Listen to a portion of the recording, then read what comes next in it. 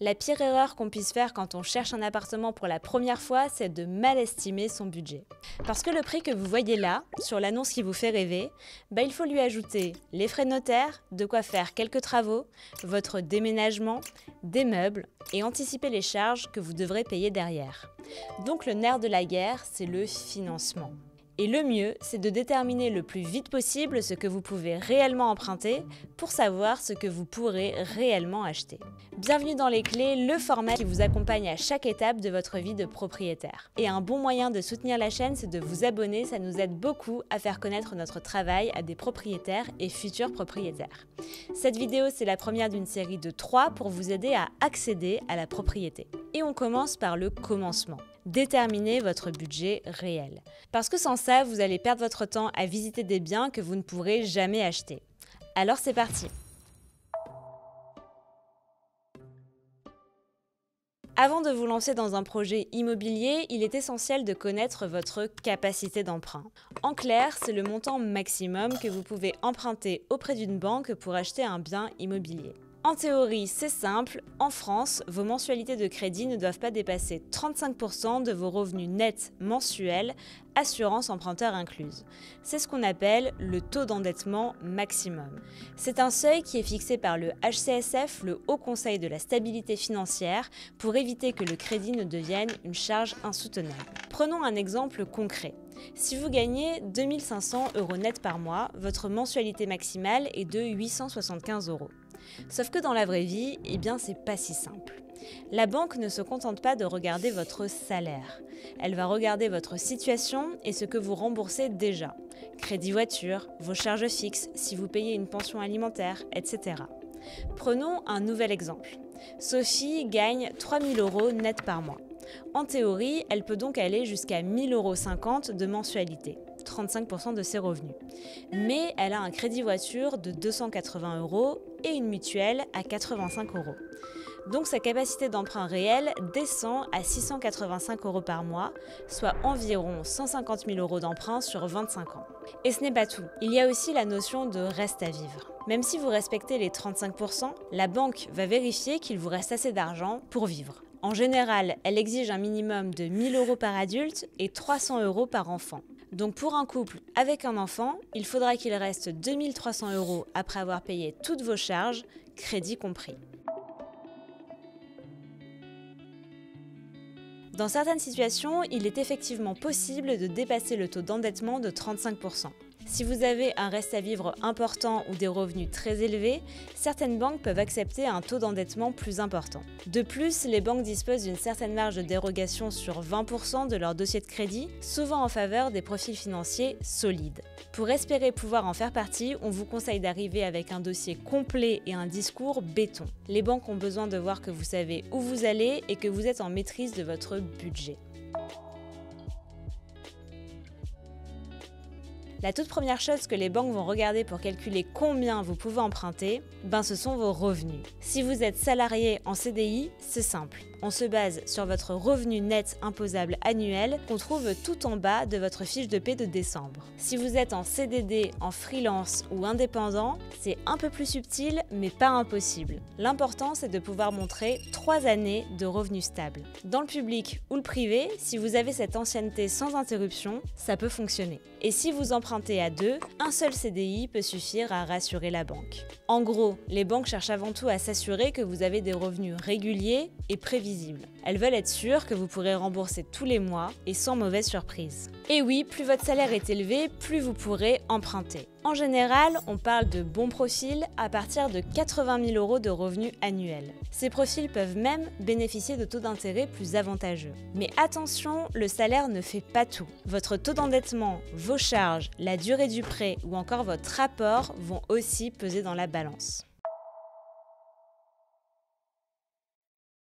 Alors on entend souvent 10% d'apport, ça suffit. Et c'est vrai, mais en partie seulement. Laissez-moi vous expliquer pourquoi c'est largement insuffisant dans la vraie vie.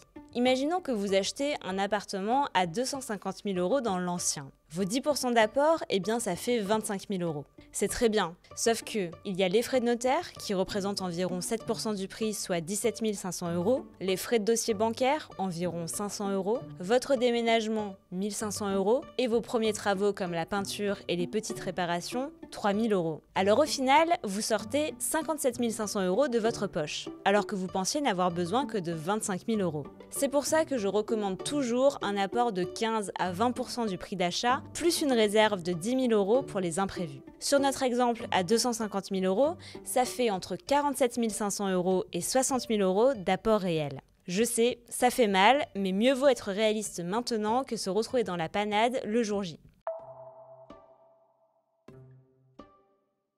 Certains passent à côté et pourtant l'accord de principe, c'est votre passeport pour être pris au sérieux. Alors concrètement, qu'est-ce que c'est? Vous allez voir votre banquier avec votre dossier complet. Il étudie votre situation et vous dit « Ok, je peux vous prêter 180 000 € à 3,6% sur 25 ans sous réserve que vous trouviez un bien qui me convient. » Et là, vous avez votre budget réel. L'avantage, c'est que quand vous appelez un agent immobilier ou un vendeur, vous êtes beaucoup plus crédible et vous inspirez plus facilement confiance avec un accord de principe. Et surtout, vous visitez sereinement. Vous savez exactement ce que vous pouvez acheter sans mauvaise surprise.